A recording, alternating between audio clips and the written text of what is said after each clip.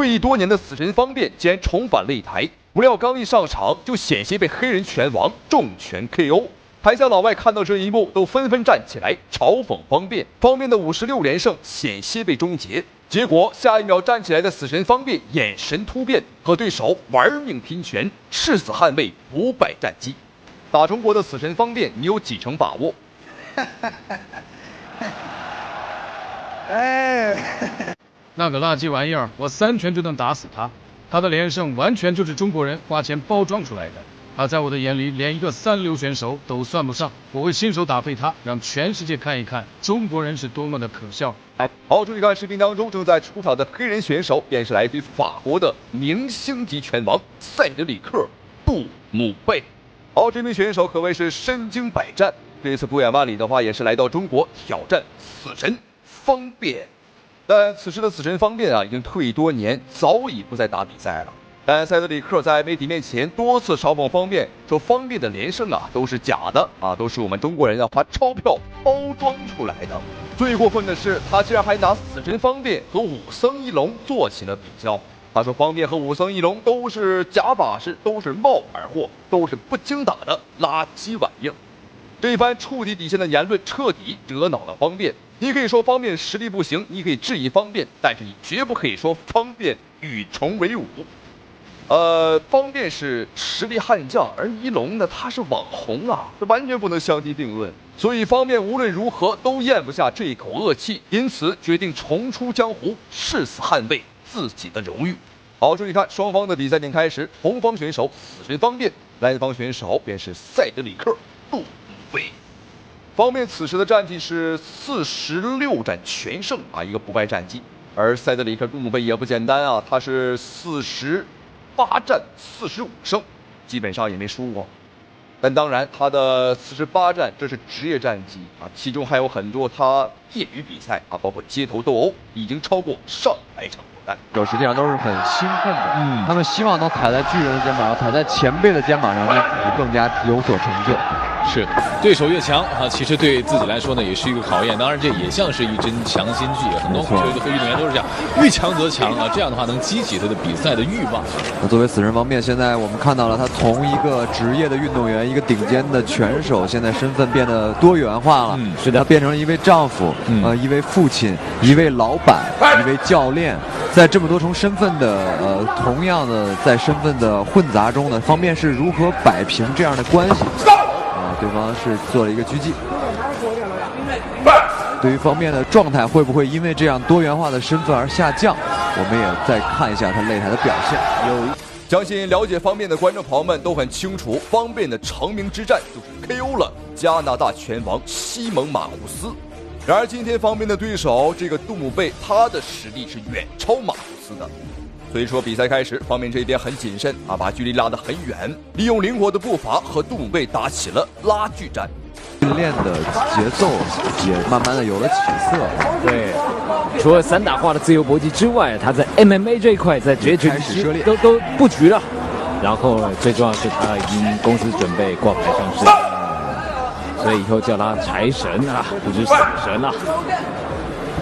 现在在这样的一个局面下，对方还是打得比较稳健，对，出技术出的也不多，是，而且可能也是碍于方便当年的一个前后手，有一个迎击，前后手直接连死马库斯以后呢，很少有选手现在给方便上来就会打对拼了，漂亮，低位的摇臂，前手的平弓，后腿的扫踢。而且啊，方便善于做事先的针对性训练，没错，他会找这个靶子来模仿他的对手来喂招。相对于其他的我们的散打出身的选手呢，方便的移动能力以及自己的一击必杀的能力是在这个同行里面还是属于佼佼者。那他知道他的拳法连续性不够是他的短板，没错。方便小心啊，一个迎击被抓到。方便在。这场比赛，两人的作战风格完全是截然相反。此人方便沉着冷静，他还在适应比赛；然而这个杜姆贝则是来势汹汹，他一心只想要 KO 方便来证明自己。但方便毕竟是老江湖了，所以说面对对方来势汹汹的进攻啊，丝毫不慌，丝毫不乱。好，双方第一回合比赛结束。虽然说这个杜姆贝啊像一只出笼的猛虎，来势汹汹，但方便强有力的反击也充满了威胁。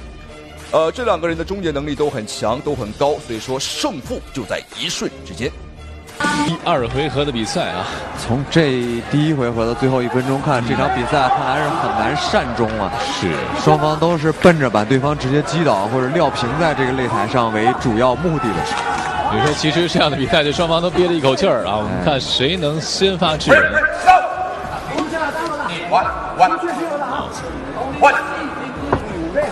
只能1次7级。那刚才就说方便啊，他要借着这一次的比赛证明散打是一个主流的格斗技，不会比其他的国家的派别来的差。没错，这也是。方便。哇，刚刚这一下是非常的危险，方便就差一点点就被打倒了，就差一点被读秒。但好在死人方面这边的起身速度比较快，所以说没有吃到裁判的读秒。好，裁判警告杜姆贝，你不可以打后脑。对方这个假模假样的还举起了弓啊，来向方便道歉。要知道赛前这个杜姆贝可以说是非常的猖獗啊，他说方便的46战全胜全部都是花钱包装出来的，都是假赛，都是假的。而且最过分的是，他还说方便和武僧一龙是一路货色，那这对于方便来讲完全就是奇耻大辱啊！两方面在避其锋芒啊，找着机会。好，这个看这一下，勾拳了，这攻击。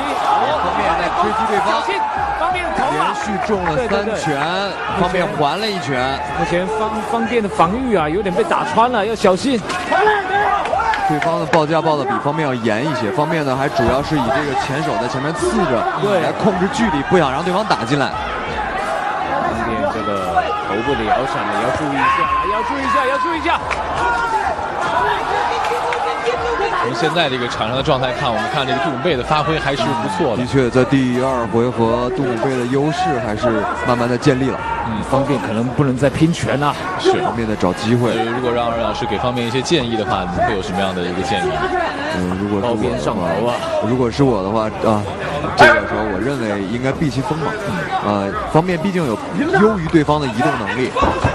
对方这个打后脑打得非常的明显，而且真的是没有想到这个黑人选手杜姆贝竟然如此的无耻，他迟迟打不开局面，竟然来攻击死神方面的后脑。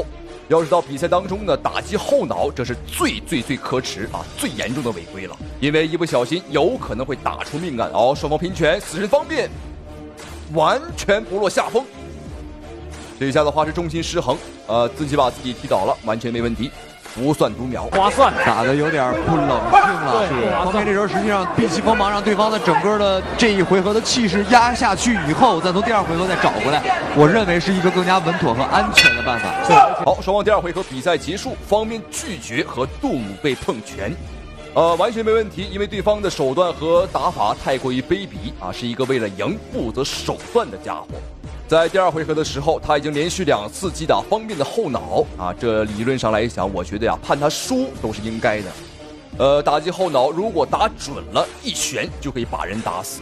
在此之前的所有拳击擂台打死人的事件啊，基本上都是打后脑造成的。好，双方的比赛来到第3个回合，也就是最后一场对局了。看一下方便的表现。这头啊，都过了头。那在上一回合当中，应该说稍稍的有一点劣势，一定要小心，对方在找机会了。最后这个很重要了。对方在找机会了，我们看对方的眼神已经没事，不是强毒，你自己跑到中立角那个耍宝，半个拳头来耍宝，还以为躲到那边了，裁判就会强毒。应该说杜姆贝的这个整个的表现欲还是非常强的。我们看到这个新武创新的2位教头啊，给方面说你又中了1拳。对，刚才你打出后手拳以后，一定要记着做一个摇闪，说一定要放松，你不要着急。方面这个时候心态有一些有一点着急，手都不拿高啊。其实没有必要，方面目前还是有。后面还有机会，后面还有时间。方便如果出高腿的话，对方应该是在抓这个机会，在等。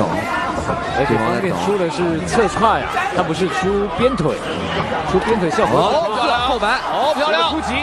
第3回合的死神方面终于开始放手一搏，向杜姆贝发起猛攻了。在前2个回合方面打得过于保守啊，这一回合如果再保守的话，那本场比赛有可能会输了。好，你看，对方在把方面顶倒之后啊，还站在方面的面前挑衅我们。虽然说本场比赛看起来的确是杜姆贝这一边啊打得更凶，打得更猛，但分数上，观众朋友们，我敢负责任的告诉你，方便绝对不落后于对手。因为方面有着多年的散打经验，而且体制内的散打打分啊是非常关键的啊，所以说方便打分非常的厉害。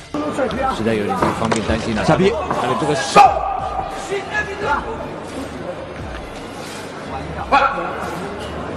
拿下来，拿下来。对，前两下点点了。我相信啊，依然采取的是自己非常习惯的这个套路啊。车踹前后手的转控制，方面现在整个战术变为控制了。我们看已经不再打进去跟对方硬拼了，但是动作太大了，他的腿法动作太大，没有隐蔽性。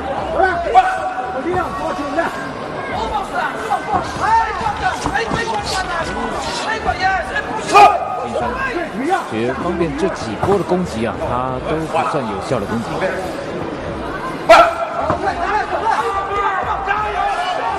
时间呢在慢慢的推移，我们看看双方是不是有什么样的战术的变化。杜姆贝整个的拳法技术呢，还是以这种抡摆为主。对，实际上如果作为心态平衡的方面来说，应该对防御这样的腿法不是那么的难，这样的拳法不是那么的难。是的，但是现在方便在心理失衡，而且主动求战这样的一个状态下，没办法打控制了，在心态上、情绪上会有一些影响和变化。而其实刚才说了，杜姆贝他这个整个看一下，来看看结果，平局，加赛一局。这样出。哇，这场比赛的结果有点超乎我们的意料，没有想到竟然是加赛一局。一般来讲，如果第4回合是决胜局，那么前3个回合的表现啊，完全可以忽略不计。那接下来裁判需要看的就是这最后1个回合的表现。所以说，接下来2名选手肯定会毫无保留，倾尽所有，玩命的打，玩命的拼啊！因为这是最关键的1个回合了。贝的摇臂直接钻进来了，但是方便被撞到头啊！杜姆贝高扫，这高扫是透过拳套打中了，打到自己。双方对拼拳，方便直接前手刺拳拿臂往外一顶，看来方便就是要打距离了。是，而且这第4回合靠到对方身上了。把整个前冲都冲过去，这样会很危险。方便现在还是在打游移。我们非常希望方便，我觉得方便3回合打完，整个的情绪也冷静下来了。对，这一回合应该说呢有所调整，而且呢非常重要。这个方便做了很多后摆踢啊，就是后摆踢没有配合假动作的话，是基本上踢不到。特别是在对方如果不前冲防备的时候，决胜局就是决胜局，这一下把方便和杜姆贝所有的能量、所有的招式啊，全部逼了出来。现在的战况很激烈。但方便呢，毕竟是我们的不败王者，他还是很沉着冷静啊，没有盲目的去进攻对手。反倒是这个杜姆贝，因为前3个回合打得太猛啊，第4回合他有点泄劲儿了。现在的他有点没劲儿了，打轮胎要打出来的，所以呢拳呢是很重的。相对来说，对方的拳没有方便的拳突发速度快，对，那这样方便可以一拳一拳累积自己的优势，也是一个不错的战术。是的，而且现在看杜姆贝，其实整个前几回合打的看起来好像这个比较有效果，但是其实真正的准确率还是比较差一些的。从这回合来讲，看方便应该一拳是一拳，一下是一下。目前的希望是跟方便打乱战，对，打白刃战。方便现在是朋友给他这个机会。我们看方便好像打的也是这个主意啊。方便一直在保持着移动，对的，移动，不断突袭，不断移动。好，对。手机呢？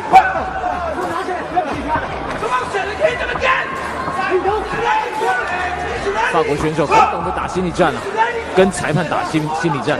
是，一直在跟裁判在卖萌。对，没事就跑到这摆脚那边耍个宝。这个方便啊，好险啊！刚才方便低头的时候，对方用了一个下抛拳啊，这个是照着后脑勺过来的，对方上高。方便用了一个这个我们传统武术里边的这个小扣腿啊，对，往后面一点，然后再一靠，哎，10秒，时间快到了，方便了，方便有没有机会？再来一下，方便，对啊，你不要让气氛踩到。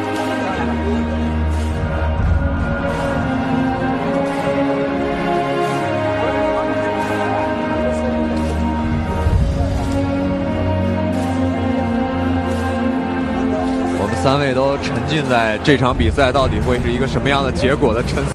好，双方这一场加时赛的大战终于结束，终于打完啊！最终的结果我觉得完全没问题，因为第4回合加时赛方便的表现明显是更好，但是还是要看一下最终裁判的判罚。好，没有问题，恭喜死神方便，非常精彩。